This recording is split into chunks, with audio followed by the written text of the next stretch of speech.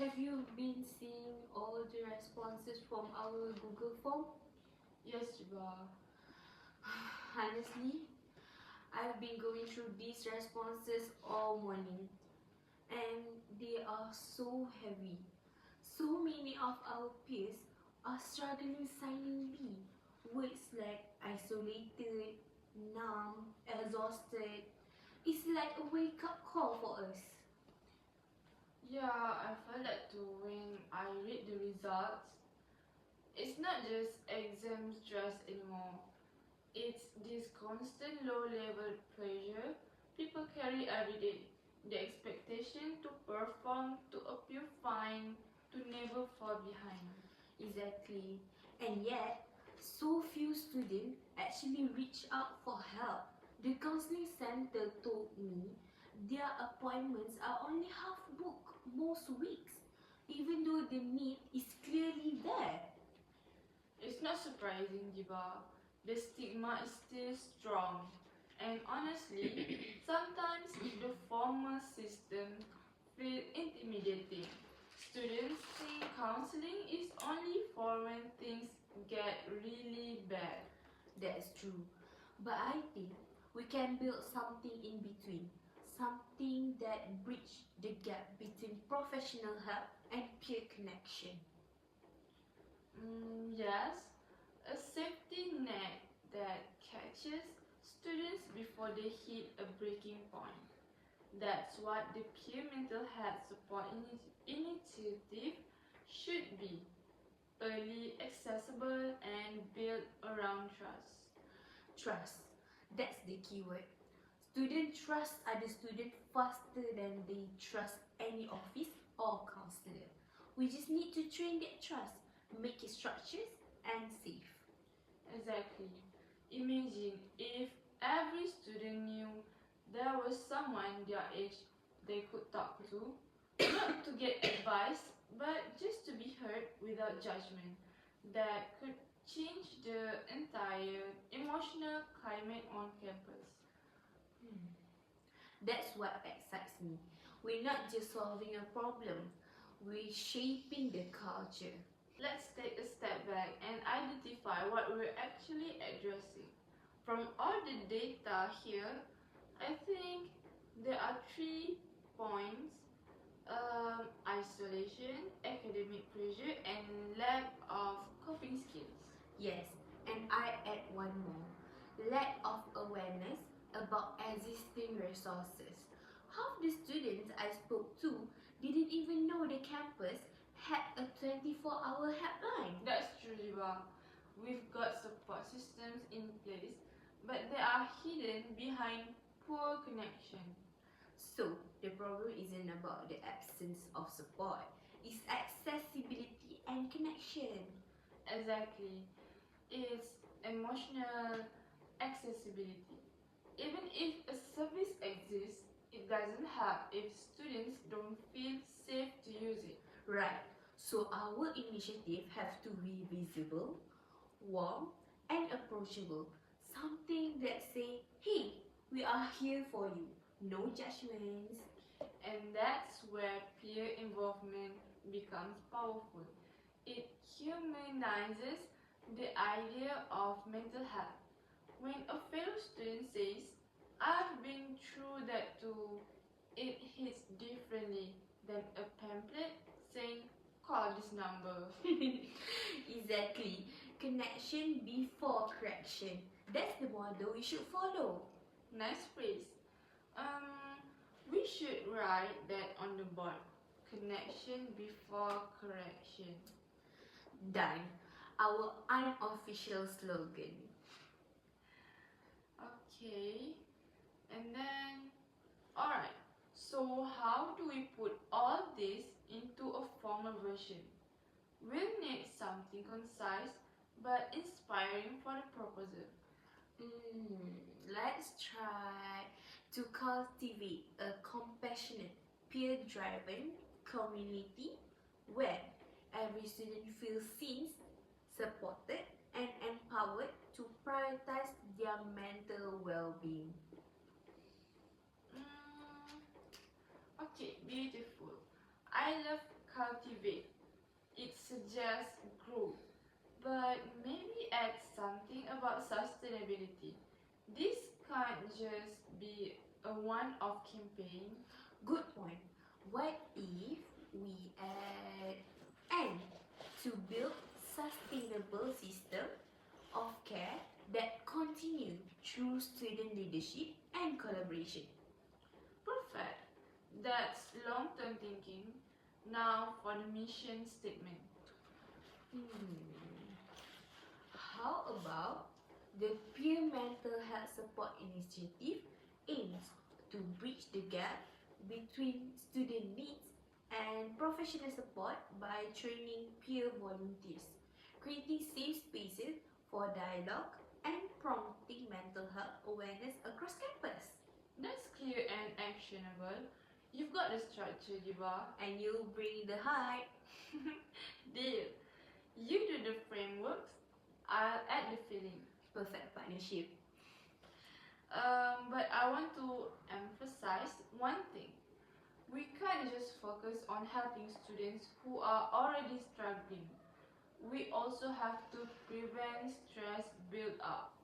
Yes, proactive, not reactive, like emotional first aid and before the emergency. Exactly. For example, regular check-ins during high-stress periods like midterms or group project deadlines. Small, consistent gestures can prevent breakdowns later. That's smart. It's easier to maintain wellness than to repair it. Okay, time to get practical. Let's break the initiative into pillars. I propose three. First, peer support network. And then the second one, safe spaces and wellness activities. And the third, awareness and education. Agreed. Let's unpack each. For the peer support network, we'll recruit volunteer students, maybe around 20 to start.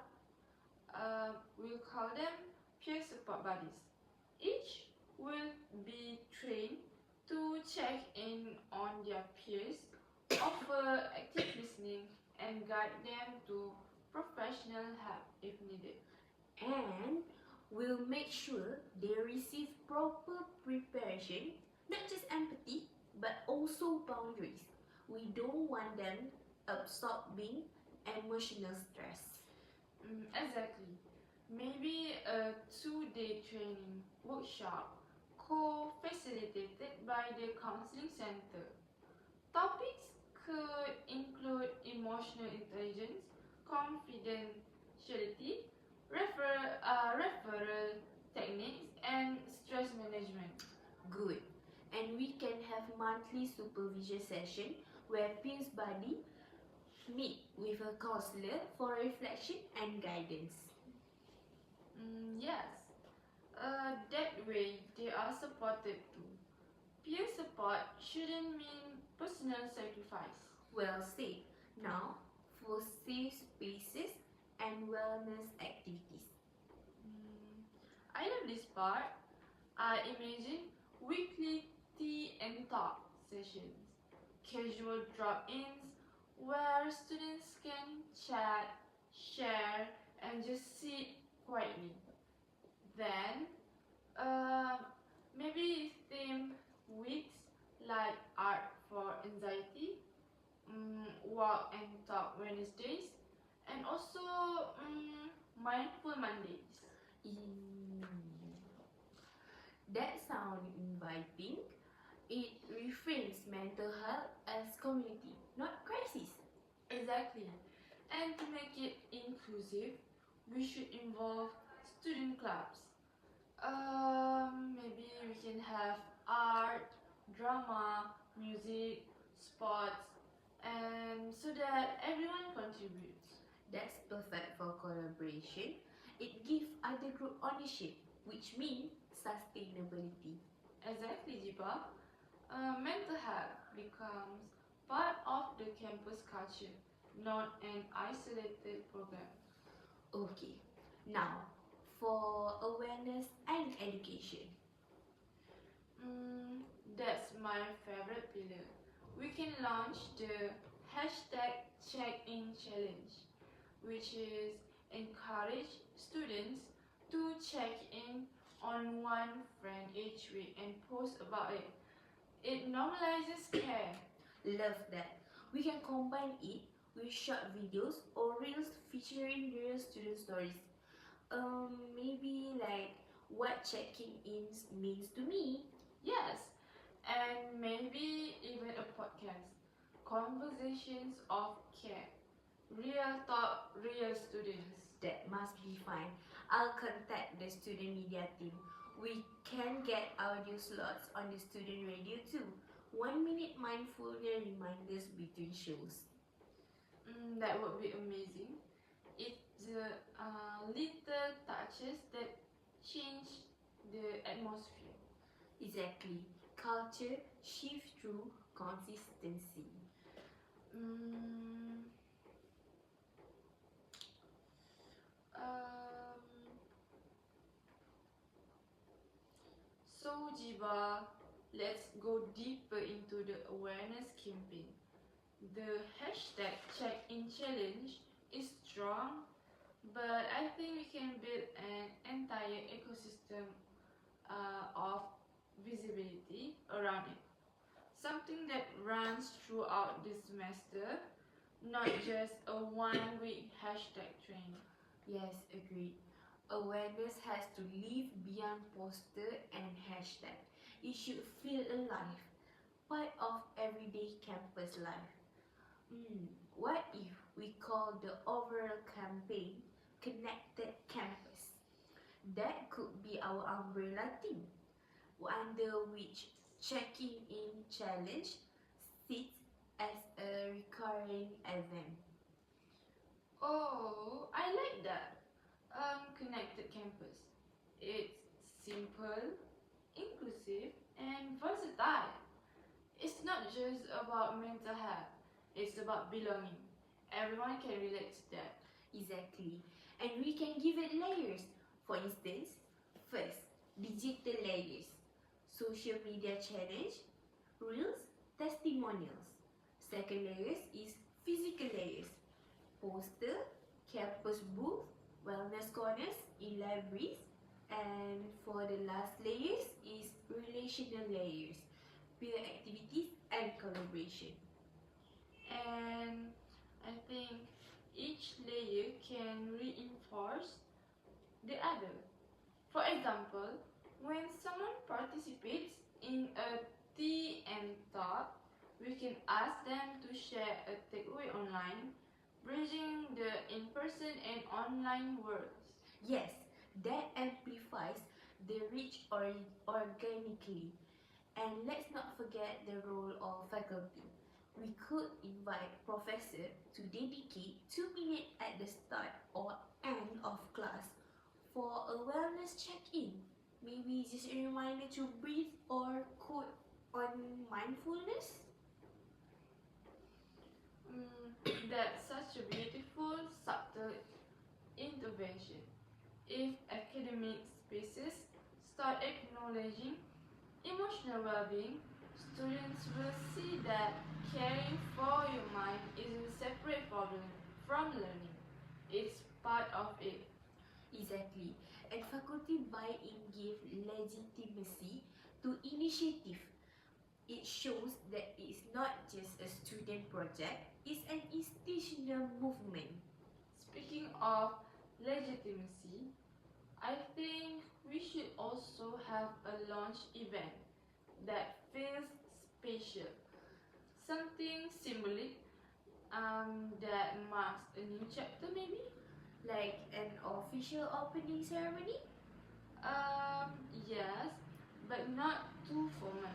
Maybe a day of connection with an opening talk by the dean, followed by creative activities like art therapy booths, gratitude walls, open mic for students and share stories, maybe a letter for staff station. That's beautiful. It blends celebration and vulnerability. We could even include Hope Tree. Students write uplifting notes or affirmation and hang them on branches. Perfect, Jiva.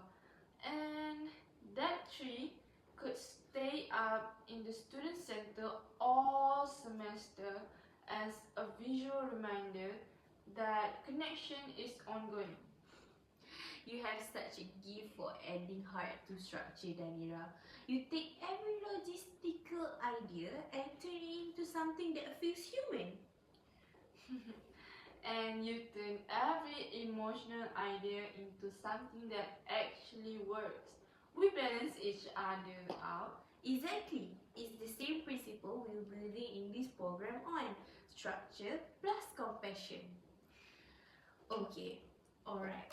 Let's build a real implementation timeline. The pilot phase could run for 5 weeks, but for a long-term success, we stretch it across one semester, about 12 to 14 weeks. Good call. That gives us time to build momentum instead of rushing results. Okay, in the link, I also have what I've been thinking about for all of those weeks. For the first and second week, we should do an activity where recruit, core team, and finalize counseling partnership. This will be led by me to make a highlight, sign MOU, peer support structure.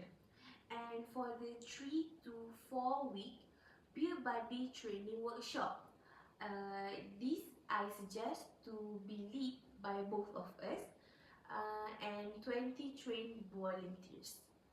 And for the week 5, we should launch event which is Day of Connection, which can be led by you since it was your idea, and campus wide engagement. For the 6 to 8 week, we could do an activity where weekly tea and talk, mindful Mondays, and check-in challenge begins. This could be led by both of us since the activity was quite challenging, and the key output is regular participation. What do you think we could add more for the rest of the week? So the last one you suggested was until the week 8, right? So I will add some suggestion. For the next week, maybe the week 9 until week 10, we can have faculty integration, mini check-ins in lectures. It would be better if you be the leader. And then for the week 11, we can have mid-program reflection session with peer buddies.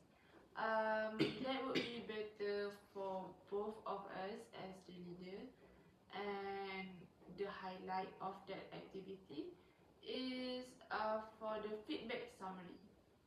And then for the 12th week until the rest, we can have awareness intensives, booths, radio segments, and testimonials. I believe that I can lead the program, the activity.